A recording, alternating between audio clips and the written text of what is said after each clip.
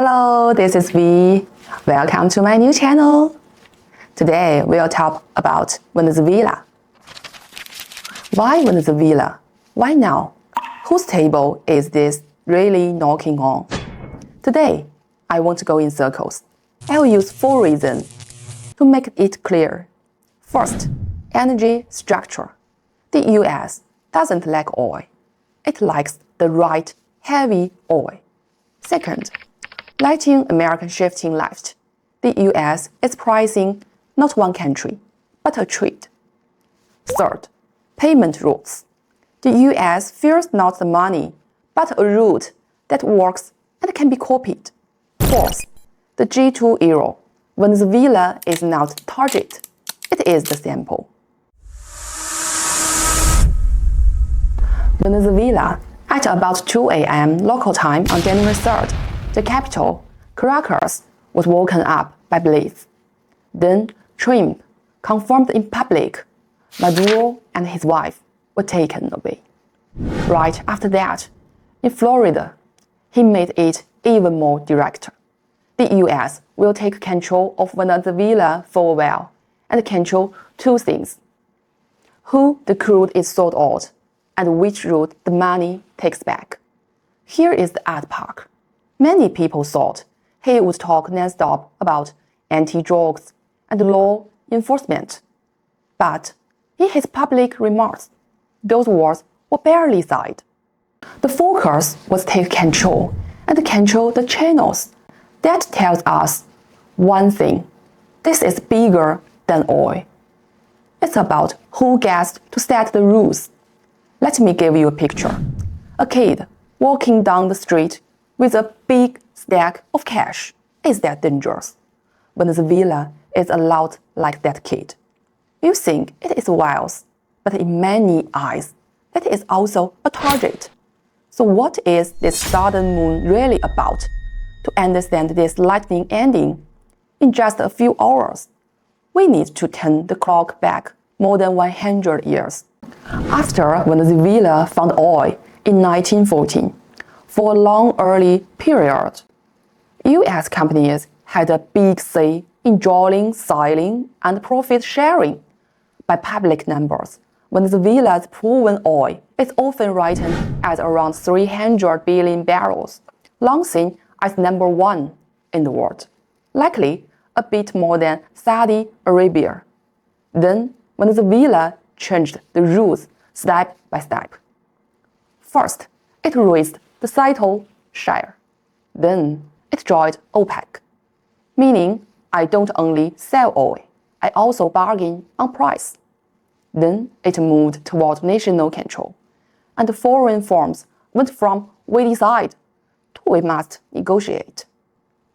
In the 1990s, Venezuela opened up again and invited foreign firms back. This part is like one line. When it likes money, it cooperates. When it has more stress, it changes the rules. That is how hate piles up. It is not about who is more moral. It's about who got pushed away from the table. In 1999, Chavez came to power and made it more direct. The state took more and control got tougher. For many poor Venezuelans, this felt like turning the tables. But for US energy money, it meant profits squeezed, rules changed.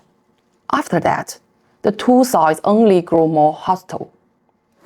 After Maduro took over, the problems became more real. Oil prices fell in a down circle. Sanctions piled up, local control failed, and the economy crashed. I won't tell a long story. I'll give you 3 from 1 to 1 number to compare, and you will wake up fast. First side, inflation. In 2014, prices rose a bit over 1 time in a year, and people could still bear it. By 2018, prices could rise over 1,000 times in 1 year. Money in your hand, if you don't spend it, feels like it's burning. Second side, the currency.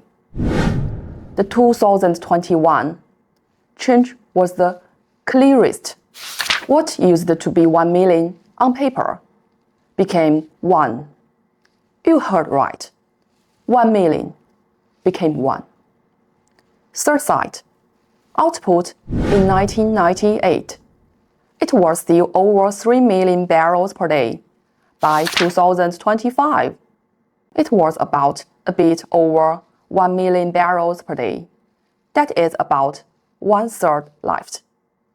Put these three together and you get one conclusion. Venezuela did not suddenly crash. It bled for a long time. And in the end, it had only one last breath. And because of that, the conditions were ready. It became easier to price it down. Now to the key point. Why now? I'll give you 4 layers of reasons. Let me say this first. The first layer is easy to see, but the next 3 are the main course. And the deeper you go, the harsher it gets. Because this is not only talking things, it is changing the rules. Layer 1, the port problem. The US does not lack oil. It lacks the right heavy oil. Many people ask, the US produces so much oil, so why focus on Venezuela?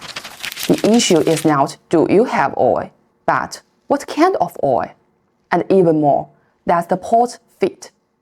Most new shale growth is light oil, but many refineries around the Gulf Coast were built and upgraded long ago to eat heavy oil. Think of a refinery as a kitchen. The pot is made for a certain style. You can use a big pot for a thick soup to cook clear soup, but it's not worth it. And it's not efficient. So you get a strange mix. A country produces and exports lots of oil, but still must import oil to mix the recipe. And what is Venezuela? A heavy oil giant and closer to the US. For some US refineries, it is not, do we want it? It's, does it fit? That also explains why Trump take control and control the channels up front. He is not staring at the 300 billion barrels underground first. He is staring at the line from port to refinery and from contract to payment. Once that line is held, money comes back. But not this. If you think that is the whole story, you only taste the first bite. Layer 2, the backyard problem. The US is pricing not one country, but a trade. Here is step up. This is no longer only about refinery oil. It is about whether the backyard will lose control. In recent years, the political mood in Latin America has clearly changed. More independence, more dislike of outside pressure, and more desire for more opinions between China and the US.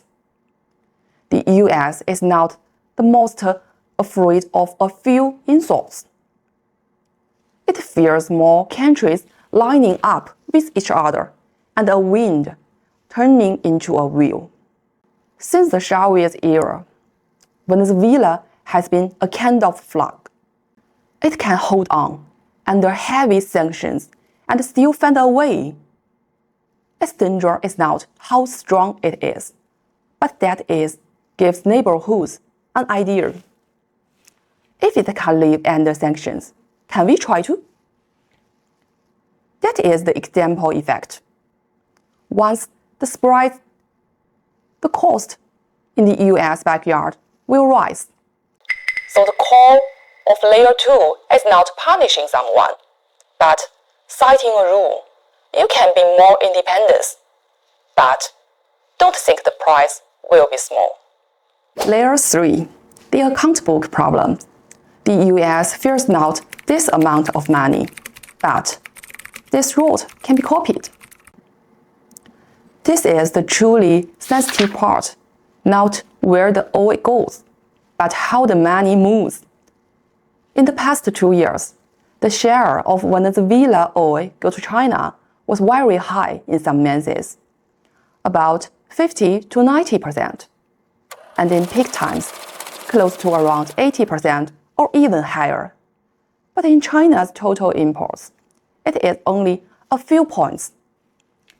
For China, it is not a lifeline.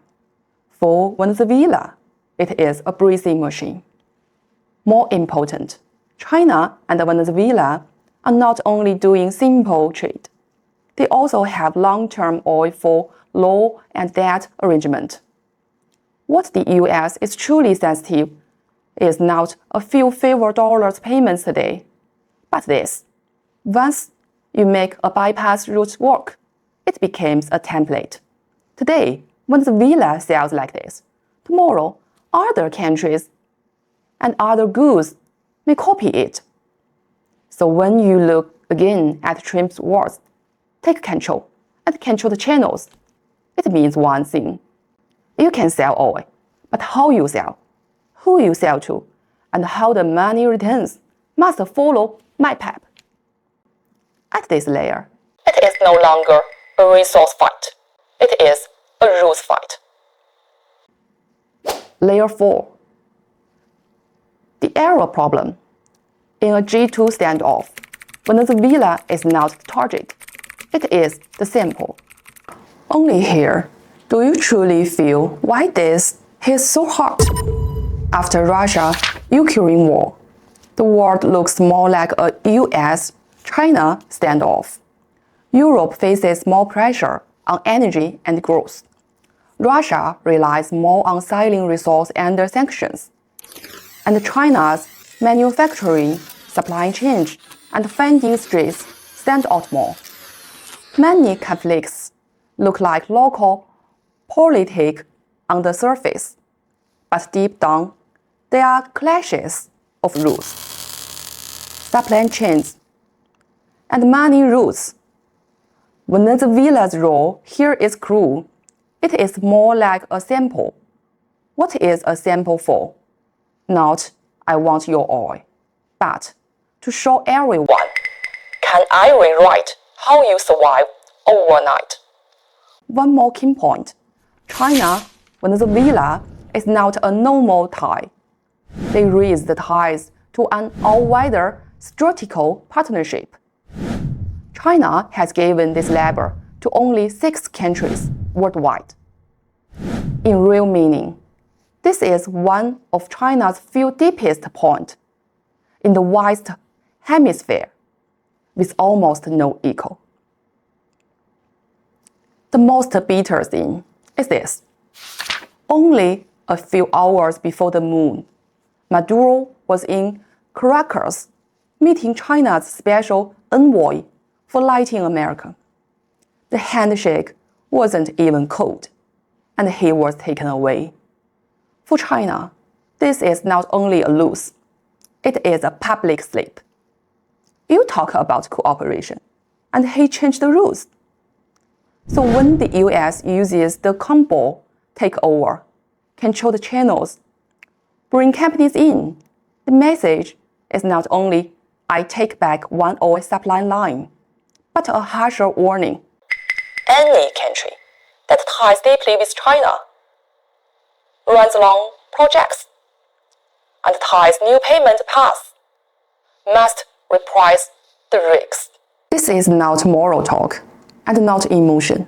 It is cold cost. Your contracts, your ports, your payments, your supply chain can be rewritten in one night. So here is my call. Venezuela is not the main character. It is the sample. A sample is not for judging right or wrong. A sample is for teaching the cost. That is why I don't accept this is just grabbing oil and stop there. Grabbing oil is the surface. The truly harsh part is the next 3 layers. Backyard order, the dollar pipe, and the public show in a standoff era. This is not talking resources. This is rewriting the account book.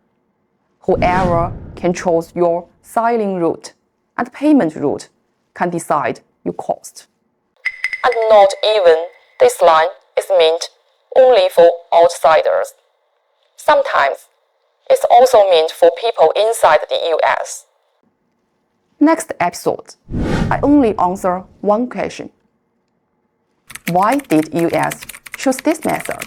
Because the goal is not to win one round. The goal is to turn this into a template and copy it whenever it is needed. Thank you for watching my first video. Because I'm still learning English, so there may be some mistake during my talk. And in the future, I will try my best to improve. And I will update once a week. Hope to see you next time. Bye-bye.